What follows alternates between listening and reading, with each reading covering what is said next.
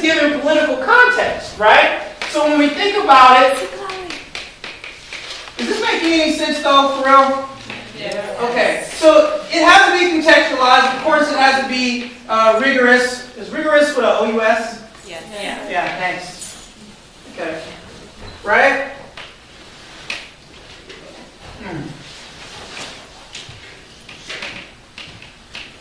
There's a lot of these, but I'm going to put this one here. No, I don't want that. I don't want that. I'm not going to say that. Let me say this. I don't want to do that. So you want to be contextualized, you want to be rigorous. But the other thing, and just really quickly, the other thing here, and this is what most schools tend to be skipping, particularly schools that have targeted populations in them. Notice how I keep saying targeted. I don't like to use disadvantaged. I don't like underserved. I don't like underprivileged. I hate all those terms because they mask the reality. The reality is that there is a history of economic and political targeting of these communities. Targeting for the purposes of control and elimination of any resistance that they may have.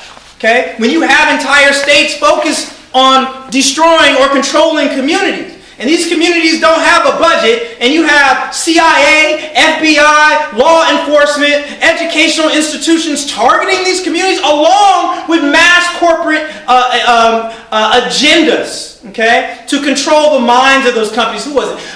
It was a vice president DuPont. I want to say it was 1954. I could be wrong on that date. You can look this up in Elizabeth Phones Wolf book. That's her name, Elizabeth Phones, Phones, hyphen Wolf. Her book was called, what was the book called? Elizabeth Phones Wolf. Oh, goodness. Anyway, look it up. Elizabeth Phones Wolf. It's a book that's white with a green cover on it. I bet I'm going to remember the name of it, too. Anyway, in her book about this history of economics and politics, it's a great book. It's not the most fun book to read. I'm not going to lie. It's a great book. Because, like I said, I read great books. I mean, there's anime in them, but still, they're great books. So this book is not fun, but it's really deep. Anyhow, she notes it was a National Association of Manufacturers meeting where the former Vice President DuPont noted with what they used to call it public relations. Now it's called media, right? Advertising, right? But they used to call it public relations. And they said, and they were worried about the rising tide of socialism and communism around the world, particularly here in the United States, and some of the movements that were occurring in the 1950s and later on, but would come in the 1960s. But in 1954, he made a statement at the National Association of Manufacturers meeting that public relations, and I'm going to paraphrase because I can't remember it by heart, but public relations is the only tool,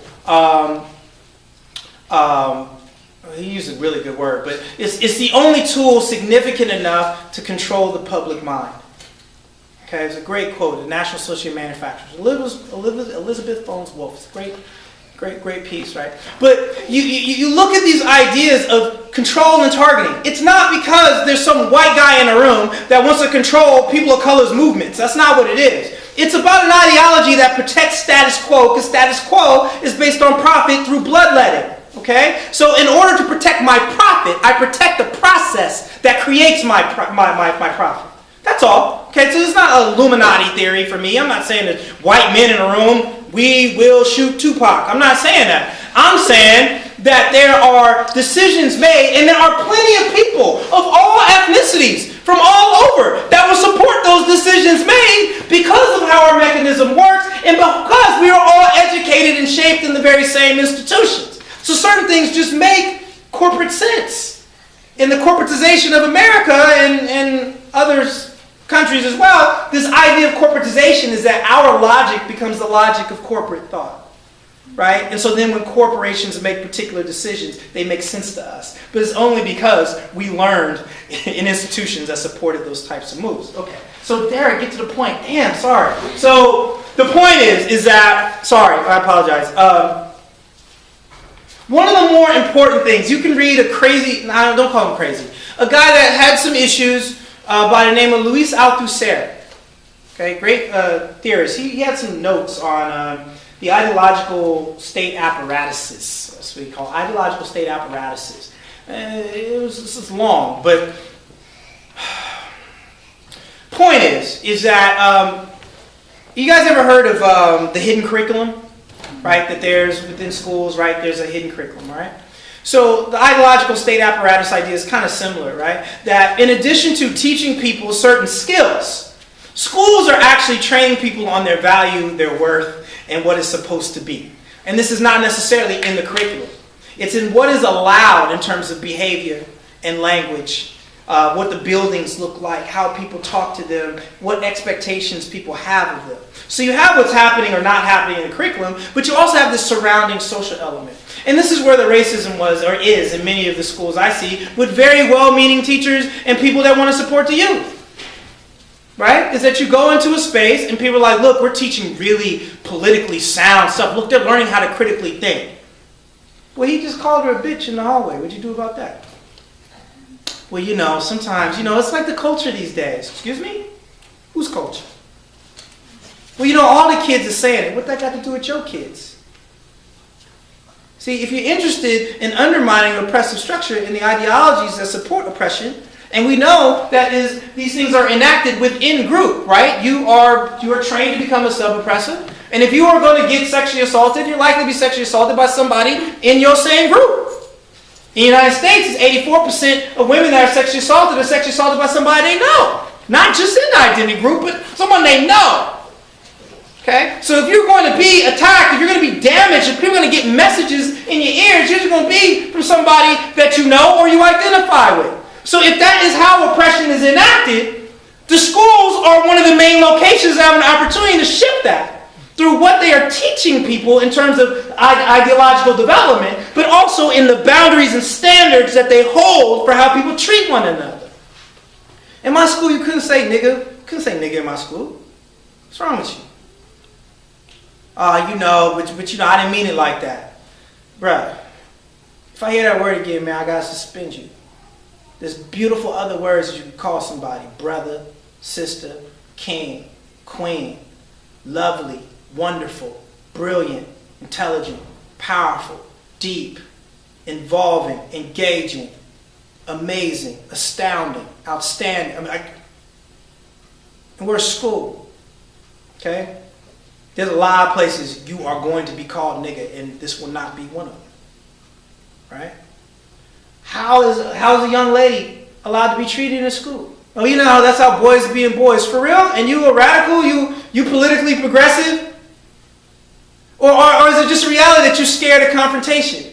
I'm not the confrontational type. Why'd you join the confrontational movement then? That's fine. If you're not the confrontational type and you want to join a movement of confrontation, then sit somewhere where you don't have to confront nobody.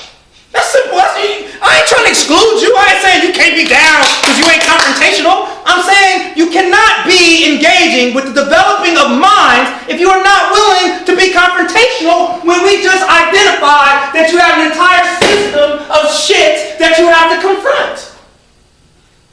This is where those working class values come in. I don't give a shit whether if you're Italian, Irish descendant in Massachusetts, or you a Latino descendant in Southern California, or you an indigenous person in Western Canada. It don't matter. Working class folks ain't got no choice but to confront certain shit. I ain't got no choice, man. If I don't confront this, you might kill me. I'm about to let you think that you could just confront me. I gotta do it. Being able to sit in a situation of targeting and not be confrontational is a situation of privilege. And this is where we have our main problem in education. You have a lot of privileged folks rooted in their privilege coming in to teach in spaces where they are supposed to be developing warriors. And the construct is there's something wrong with the warriors, that they can't follow my privileged teaching style. No, maybe we identify your privileged teaching style as the style that got us in this predicament in the first place. That there is an absence of family engagement in certain levels all around my country. That's not because black and brown and low-income white people don't give a shit about family. It's actually the opposite. There's been major... Don't even get into it there because you got to shut up soon. Look, this is what I'm saying, okay? In the 1950s and 1960s, early 1970s, you had, in the United States and here, you had dramatic uprisings, yes? All right, you have people forming together movements again. It wasn't the first time. And folks were saying, shit, we gonna defend ourselves. We ain't got guns to attack nobody, but we gonna attack people maybe that attacked us, but we ain't about to just attack random people. Okay? That's very, very threatening. Okay? So you have a couple of responses to that. One, you have the increase in prison construction and the what do you call it? The clamping down on the mobilization of peoples. You have corporate responses. You have economic responses. You move from one person in the family being able to work to two people in the family having to work. You end up with a reduction in what Marx called leisure time. As a matter of fact, who was it? It was Christian Parenti that talks about after the 1968 General Electric strike that what they found is that the strike, the workers was successful because while they were on strike, 1968 United States, they were receiving social welfare. So they were able to strike longer because they were receiving welfare while they was on strike. And that's how they got the demands met by General Electric. Okay? It was the Nixon administration after that allied with corporations and changed the economic structure of the system, cut jobs, cut wages, did all these different things, and you ended up leading with folks having to actually go to work more, and you could no longer be on strike and get social welfare. Okay? These are large things, large mechanisms, right? To move people into work and out of empowerment, into work, out of their families. Okay? If you are an educational institution, you simply take up where the family left off. Okay? I can't say nigga in my household. My mama slapped the shit out of me. My dad would probably kill me. Okay? I can't call no girl bitch in front of my daddy. What is you, crazy? Well, you think I walk down the street, my neighbor, bitch, bitch, bitch, and all the elders just like, you go ahead, boy. Nah, I get snatched by a grown black man back when I was younger. Y'all follow this? But I can get to school, and the school is actually in contradiction of the family values because the school shares the same racist impression of what's in those families as the state, even though they claim to be progressive. You watch a couple of videos and be like, we all just shaking our asses. So when the young ladies come to school and they showing off half their body, you say that's the culture and that's the style. That might be the culture and that's the style, but who creates the style? Who promotes the style? There's hella styles. Which styles didn't make it on TV? And who decides that? And how do those styles sit in contradiction or affirmation of stereotypes that sustain the ideology that justifies racism and exploitation? So that's why I told you it's 2010 when I'm principal and a young lady comes to school with those little shorts. And I was like, you know you're going home. I got some sweats. I got some sweatpants. She said, come on, Mr. Smith, I ain't wearing no sweatpants. Why ain't you wearing sweatpants? They're brand new. I mean, kind of. Only like three people have worn them. You ain't even washed them. Why I need to wash them? You know, I don't need to wash them. People just wore them to school. Mrs. Smith, please don't make me put on the sweats. All right, if I find you a brand new pair, will you wear the sweats? No, I ain't wearing no sweats, man. Well, then you're going to go home. You know our dress code. I want to your side. I want to see it longer than the index finger. Come on, that's hella old. I know it's old. But unfortunately, your sexual objectification has not shifted in the United States. You are still just a black sex object. You've been that since we was taken from the continent. Think I'm about to support that shit? You crazy. Come on now. Well, you going to have to call my mama. Of course I'm going to call your mama. I ain't about to just send you home in the middle of the street.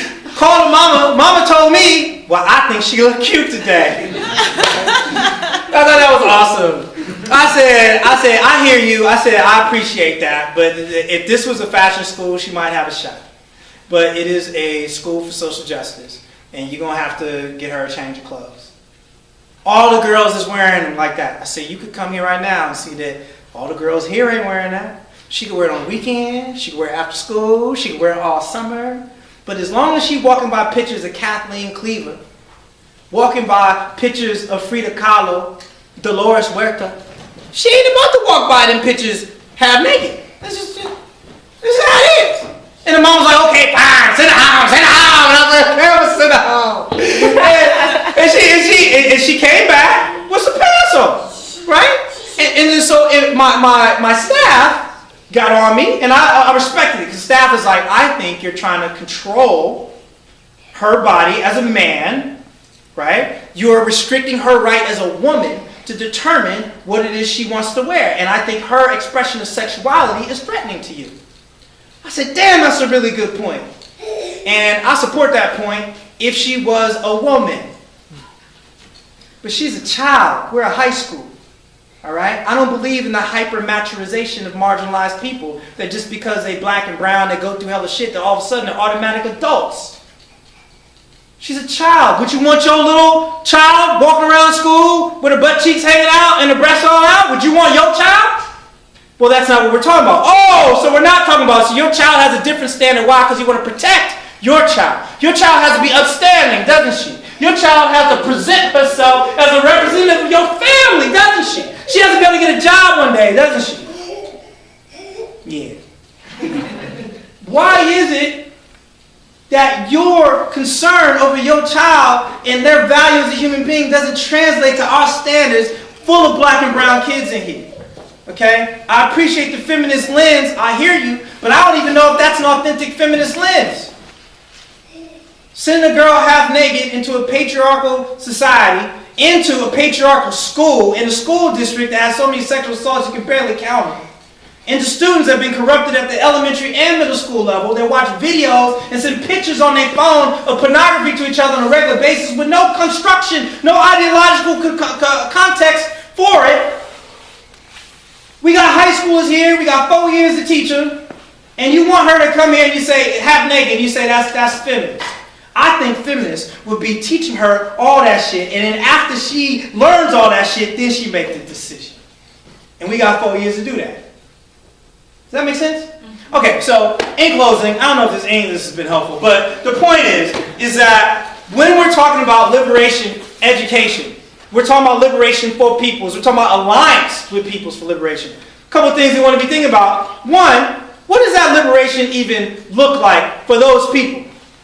How does that liberation maybe even challenge our normal expectations of what liberation should be, right? I don't know if you guys heard about the Ferguson incidents in the United States in Ferguson, Missouri, right? And a lot of efforts about, even Obama talked about getting body cameras for cops, so that could be recorded. A colleague of mine at USF talked about how, well shit, don't we see hella shit on video? And still people, stuff don't get prosecuted. But anyway, but also there's these critiques of like, we need to have non-violent protests. And this is the strangest thing ever. This is the weirdest thing ever. Like, you're trying to tell a protester how they should protest. You don't find that strange? Well, it should be non-violent. Well, non-violent to who? Non-violent to what? I think it should be strategic. If you want to blow up a building, United States military blows up buildings all the time. Why don't they be worried about somebody blowing up an empty building? Should we blow buildings up with people in them? With a flag on your damn shoulder. They want to blow up an empty building and make a purpose. I would just hope it would be strategic. I would hope it wouldn't hurt anybody. But I'm not going to ask somebody that feel like they've been suffering from violent persecution for generations to suddenly be non-violent in their response. If I was so concerned about them being non-violent, I would try to intervene upon violence being enacted upon them. And so it's very strange when people who ain't had no part of trying to intervene are begging people to be non-violent. And by the way, I don't believe in harming people for protests. Okay? But that also brings up this question of what are you considering violent protest? I think flipping over a car is sabotage. That's vandalism. I don't consider that violent. It's a car. I flip over a car. Damn, he flipped over a car. That's not violent.